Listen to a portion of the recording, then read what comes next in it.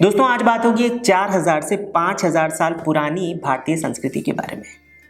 मैं यहाँ हड़प्पा सभ्यता की बात नहीं कर रहा हूँ और ना ही उत्तर प्रदेश के सिनौली की बात कर रहा हूँ जिसमें मैंने वीडियो भी बनाया था।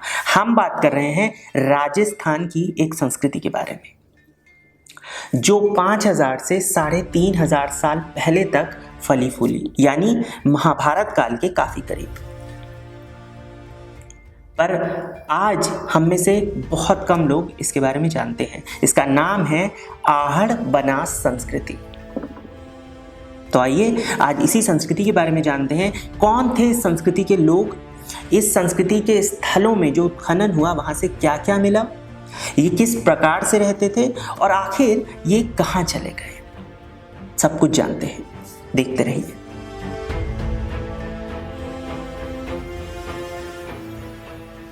जय हिंद दोस्तों, आशा है कि आप सब सेफ और सुरक्षित होंगे। तो दोस्तों आप सबने उदयपुर का नाम जरूर सुना होगा या शायद आप गए भी हो, लेकिन अपने खूबसूरत महलों, हवेलियों और झीलों के अलावा उदयपुर के क्षेत्र में एक ऐसी संस्कृति भी है जो भारत के गौरव को दर्शाती है, पर शायद आप में से ज्यादातर लोग इसके बारे में जानते ही नहीं या आपने नाम भी नहीं सुना होगा। आहड़ संस्कृति या आहड़ बनास संस्कृति राजस्थान के साउथ ईस्ट यानी दक्षिण पूर्व की एक चैल्कोलिथिक यानी ताम्रपाषाण संस्कृति थी। ये संस्कृति 3000 से 1500 ईसा पूर्व तक चली और इस सिंधु घाटी सभ्यता के समकालीन थी। ताम्रपाषाण युग या तांबा युग नवपाषाण युग यानी न्यूलिथिक एज के बाद शुरू हुआ। इस काल में मनुष्य पत्थर के औजारों से आगे बढ़ के तांबे के औजारों का उपयोग करने लगा था। उत्खनन यानी खुदाई से पता चलता है कि 5000 साल पहले की संस्कृति ने कई बस्तियों को बनते और मिटते देखा, जिसका श्रेय जाता है इस क्षेत्र में तांबे की प्रचुर उपलब्धता। यहाँ पर तांबे की बड़ी मात्रा में होने से यहाँ के जो लोग थे, संस्कृति के जो लोग थे, ये तांबे के औजारों का उत्पादन करने लगे थे। आहड़ सभ्यता वर्तमान में राजस्थान के उदयपुर जिले में स्थित थी। इस संस्कृति का मुख्य विस्तार बनास और उसकी सहायक नदियों बेराज और आहड़ नदी की घाटियों में केंद्रित था।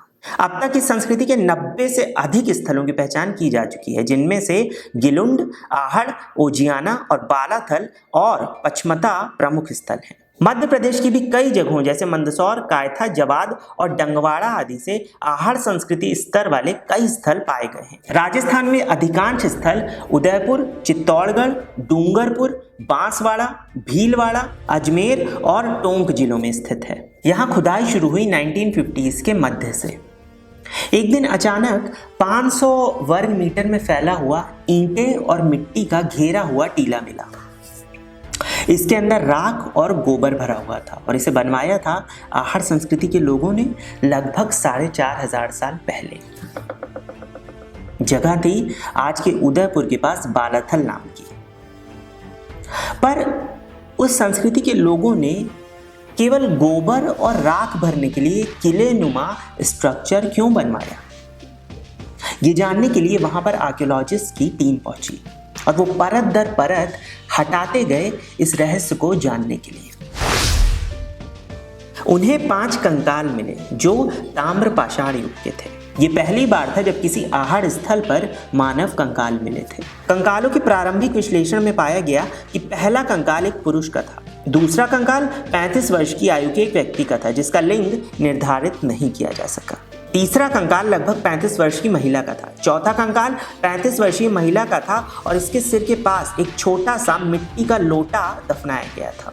पांचवा कंकाल एक अलग कालखंड का था और ये 35 से 40 वर्ष के एक आदमी का था और इसे बैठी हुई स्थिति में दफनाया गया था, यानी समाधि जिस तरह से होती है उस तरह की स्थिति में इसे दफनाया गया था।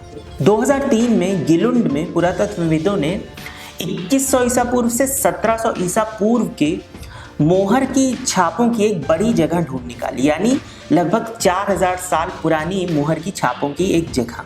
पेंसिल्वेनिया विश्वविद्यालय और पुणे के डेक्कन कॉलेज के पुरातत्वविदों के नेतृत्व में एक टीम ने 100 से ज्यादा मोहर छापों से भरा एक बड़ा कंटेनर यानी एक बड़ा बर्तन पाया। मोहरों के डिजाइन में यानी सील्स के डिजाइन में और हड़प्पा के विभिन्न स्थलों में समानता पाई गई। खुदाई में बड़ी संख्या में मिली बैलों की मूर्तियां इस तरफ इशारा करती हैं कि शायद ये लोग बैलों की पूजा करते थे। चित्तौड़गढ़ के पास मारमी में एक बड़ी संख्या में इस तरह की मूर्तियां मिली। इसी के साथ ओजियाना में, राजस्थान में ओजियाना में गायों की मूर्तियां भी मिली, गायों से मिलती जुलती मूर्तियां मिली। कई पुरातत्वविदों ने कहा कि ये गाय नहीं, शायद ये बछड़ों की मूर्तियां हैं। हालांकि अगर वो गाय की भी मूर्तियां हैं तो इसमें कोई आश्चर्य की बात नहीं होगी, बल्कि इससे ये पता चलेगा कि उस वक्त के लोग गाय को पूजनीय मानते थे और गाय की पूजा करने की जो परंपरा है ये आर्यों के भी पहले की है। अब यहाँ ये समझने वाली बात है कि आहड़ बनास संस्कृति एक संस्कृति है, एक सभ्यता नहीं। हम इसे आहड़ कल्चर कहते हैं, आहड़ सिविलाइजेशन नहीं। जैसे इंडस वैली सिविलाइजेशन एक सिविलाइजेशन है, एक सभ्यता है। इसको जानने के लिए हमें इन दोनों में फर्क को समझना होगा। और फर्क ये है कि संस्कृति यानी कल्चर सभ्यता यानी सिविलाइजेशन से छोटी होती है। सभ्यता एक बड़ा टर्म है, एक बड़ा सिस्टम है जिसमें शामिल है टेक्नोलॉजी, गवर्नमेंट और संस्कृति भी, यानी संस्कृति एक हिस्सा है सभ्यता का। आहड़ संस्कृति के जो स्थल है वो बताते हैं कि उस वक्त के लोग जो थे मेवाड़ में वो किस तरह रहते थे। ये स्थल बताते हैं कि उस वक्त के लोग शिकार और सामान के संग्रह से कृषि जीवन की ओर बढ़ने लगे थे, यानी कैसे यहाँ के लोग शिकार करने से किसानी की ओर बढ़े। अब आहड़ बनास संस्कृति की कुछ खास विशेषताओं पर नजर डालते हैं। तो सबसे पहले घर की बात कि ये लोग किस तरह के घर में रहते थे। तो इस संस्कृति के लोग सिंगल, डबल और मल्टी रूम वाले रेक्टेंगुलर यानी आयताकार, वर्गाकार यानी स्क्वायर और गोलाकार यानी गोल घरों में रहते थे। इनके घर पत्थरों और मिट्टी के ईंटों से बने थे, जिनकी दीवारों पर मिट्टी का प्लास्टर किया जाता। यहाँ मिट्टी के बर्तन और पकी हुए ईंटें भी मिली। तो आहड़ संस्कृति में विशेष रूप से जिस प्रकार की मिट्टी के बर्तन मिले हैं वो ब्लैक एंड रेड वेयर यानी BRW पॉटरी है, जिसमें कटोरे, कटोरे के स्टैंड, लंबे फूलदान और गोल फूलदान शामिल हैं। आहड़ बनास संस्कृति के लोग मुख्य रूप से खेती, पशुपालन और शिकार करते थे। उनकी खेती गेहूं और जौ सहित कई फसलों पर टिकी थी। आहड़ संस्कृति के लोगों के हड़प्पा सभ्यता के लोगों के साथ व्यापारिक संबंध थे। ये एक ग्रामीण लेकिन उन्नत संस्कृति थी। ये शायद एक कड़ी हो सकते हैं इस बात को समझने के लिए कि कैसे हड़प्पा सभ्यता के लोग एक ग्रामीण जीवन से एक इतने ज़्यादा advanced form of life style की तरफ आगे बढ़े। आहड़ लोगों का काम ज़्यादातर तांबे पर आधारित था। कुल्हाड़ी या इस तरह की दूसरी कलाकृतियों को बनाने के लिए, दूसरे औजार बनाने के लिए इन्होंने अरावली रेंज के तांबे के अयस्कों यानी कॉपर ओर को एक्सप्लॉइट किया, उसका इस्तेमाल किया। ऐसा लगता है कि आहड़ संस्कृति के इन लोगों ने लगभग 1500 ईस्वी के आसपास इन स्थलों को छोड़ दिया, यानी उसी वक्त लगभग जब हड़प्पा सभ्यता भी अपने पतन की ओर बढ़ रही थी। हड़प्पा के पतन से भी इन लोगों के ऊपर प्रभाव पड़ा होगा, इनकी संस्कृति के ऊपर प्रभाव पड़ा होगा। ऐसे में शायद ये लोग खेती करने के लिए किसी दूसरे स्थल पर चले गए या फिर ये पशुपालन करने लगे। ऐसा लगता है कि इस क्षेत्र के जो चरवाहे थे या शिकारी थे वो आहड़ लोगों से प्रभावित होकर खेती करने लगे और आज का जो ग्रामीण जीवन है, ग्रामीण लोग हैं इस क्षेत्र के, उनके पूर्वज बने। अगली बार आप उदयपुर जाएं तो उदयपुर में ही आहड़ म्यूजियम है, वहाँ पर ज़रूर जाएं। वहाँ पर यहाँ से मिली हुई, इन स्थलों से मिली हुई चीज़ें रखी हुई हैं। हालांकि मैं अभी गया था पिछले महीने ही, लेकिन वहाँ पर मुझे एक भी टूरिस्ट नहीं मिला अपने अलावा।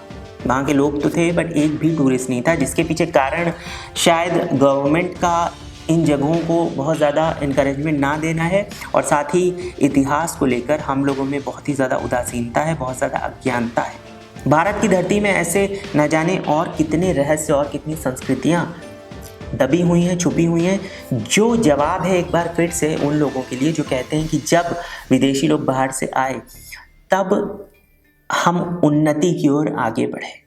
वीडियो अच्छा लगा तो चैनल सब्सक्राइब कीजिए, वीडियो लाइक कीजिए और कमेंट करके मुझे बताइए कि आपको वीडियो कैसा लगा। मिलते हैं अगले वीडियो में, तब तक टेक केयर, जय हिंद, इतिहास जिंदाबाद।